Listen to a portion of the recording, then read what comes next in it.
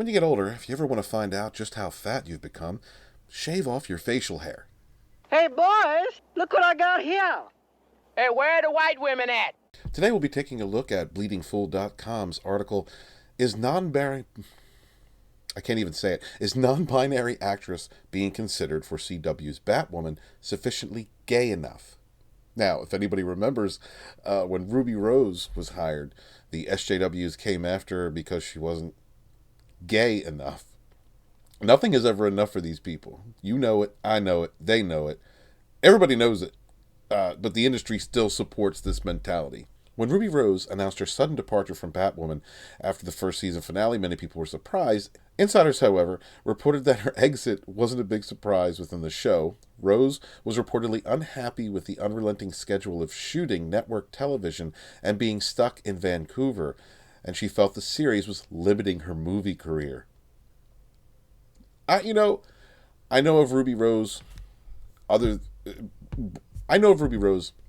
two things. One, she was in Orange is the New Black, which was a show I liked. I don't know if they finished it or if I ever finished the show. I'm not sure, but I liked the show. And it was a show that had boobs, but that wasn't the reason I watched the show, although boobs are a nice additive. But all the gays out there were trying to get straight women to go lesbian because Ruby's boyish looking woman. I mean, now honestly, Ruby Rose, to my mind, is a pretty woman. I think she's pretty. I didn't have any problem with her acting, but she had a very short stint on that show, and the impact really didn't mean as much as the Access Media and SJWs were making it out to be. I didn't have any problem with it. She gave us boobs. Boobs matter. Hashtag boobs matter. Okay, but the next thing I ever knew of Ruby was she wasn't gay enough for Batwoman. At that point, I was behind her being Batwoman. Because if it pisses the SJWs off, then I get behind it. And then Batwoman started, and it was just all woke marketing, and, she's a woman! It's just all the stupid shit. And it just turned me off. I couldn't get past the second episode. It was really bad. SJWs can't make good entertainment. They just don't make good entertainment. They inject their ideology and their politics into it, and it's a terrible outlook. It's a terrible ideology, so it just turns whatever it touches to shit, which is why we have a lot of the entertainment that we have now. The second season of Batwoman is set to air in January 2021, meaning they'll need to start filming the movement before the COOF restrictions are lifted. That tight time frame means the CW is now busily hunting for someone to step into the cape and cowl and even play a different character. So far, the network has somewhat narrowed their potential casting choices by confirming that the role will be played by an LGBTQ actress. And now we're hearing the one name that's being heavily considered. So CW is enacting biased hiring practices, right? They're profiling people for this position. Doesn't matter if you're straight, gay, bi, trans, whatever. Doesn't matter.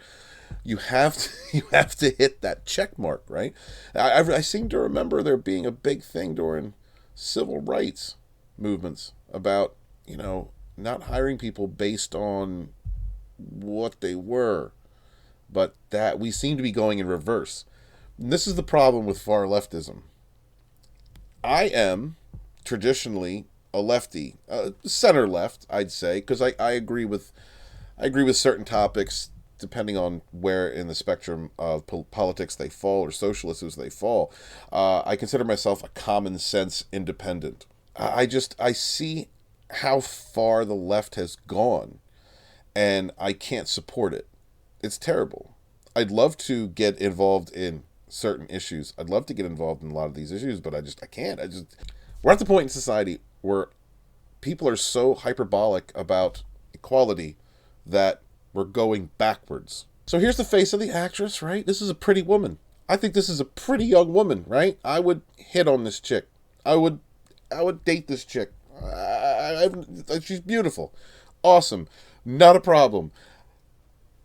Here's where it goes batshit. If it didn't already go batshit, here's where it goes batshit. Sources say that the CW is currently looking at Hunger Games actress Amandla Stenberg, who also appeared in Everything, The Hate You Give, Where Hands Touch, and Netflix's The Eddy.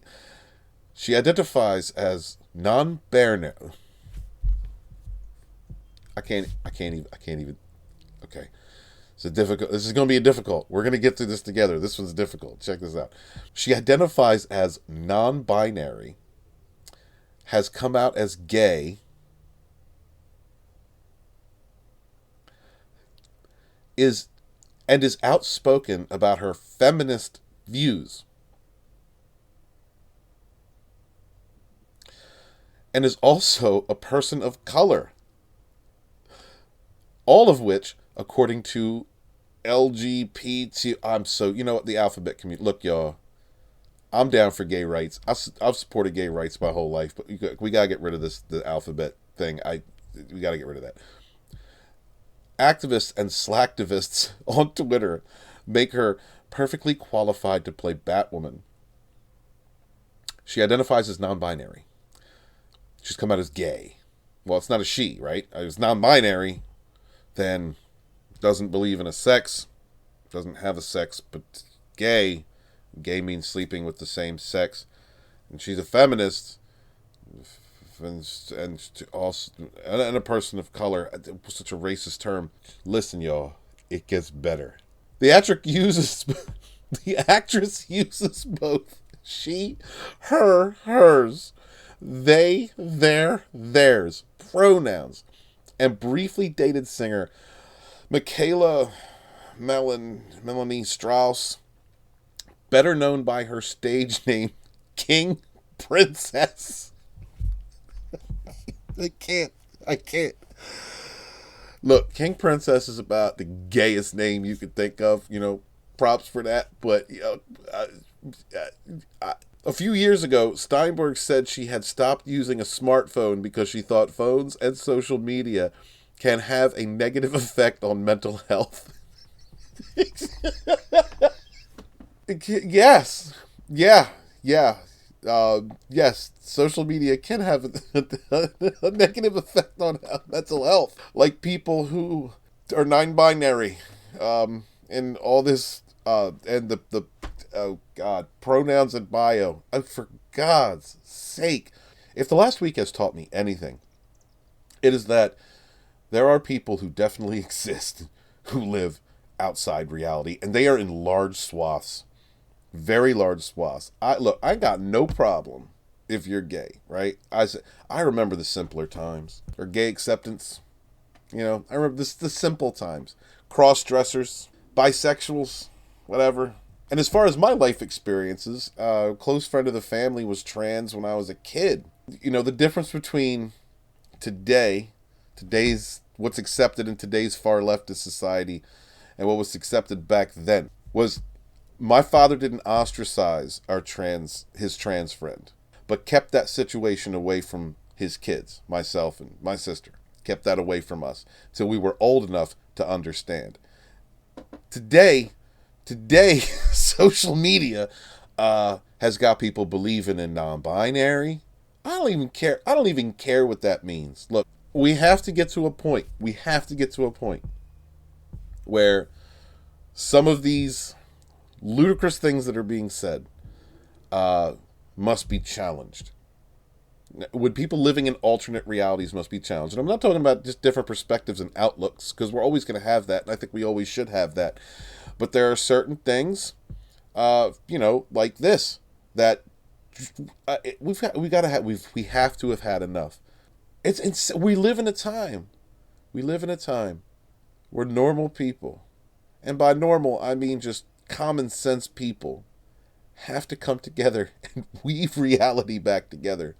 Because if we let these far leftists keep running wreck loose in the media, in the industry, Hollywood, comics, gaming, if we let these people run wreck loose, then bad things happen, as we can see in the current state of our world. That they contribute, that ideology, that outlook, this batshit insanity that has no respect for reality, that is trying to weave a new narrative into the fabric of culture, needs to be fought. non-binary gay feminists, POC. Just every check mark, every check mark that you can possibly think. This is entertainment. This is why the Fandom Menace exists. Get your stupid, moronic, insane, inane, babbling, dumbass politics the hell out of our entertainment. If you enjoyed this video, please remember to like, comment, subscribe. I could really use it. I'm almost at 1,000. I could, every share helps, every like helps. And I appreciate all of you guys.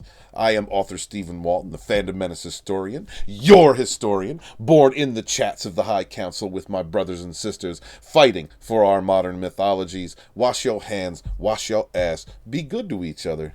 Peace.